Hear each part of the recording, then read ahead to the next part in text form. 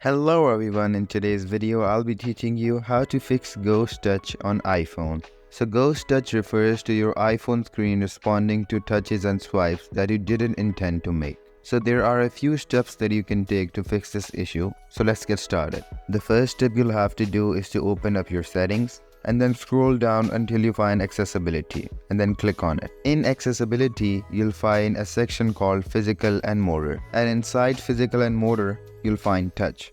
Click on it and now you'll find an option saying touch accommodations. Click on it. Now toggle on touch accommodation and ignore repeat. Now when the pop-up shows up, just click on OK. By enabling this option, your phone will ignore repeated touches within a certain amount of period and they will be counted as a single touch. By default, it is set to 0.10 seconds, meaning that it'll ignore all the touches made in that time frame. Now this value can be changed by using the plus and minus button to the right of it. Once you've done this, make sure to restart your iPhone and hopefully the Ghost Touch will be fixed. If you found this video helpful, make sure to leave a like and subscribe to our channel. I'll see you guys in the next one. Goodbye.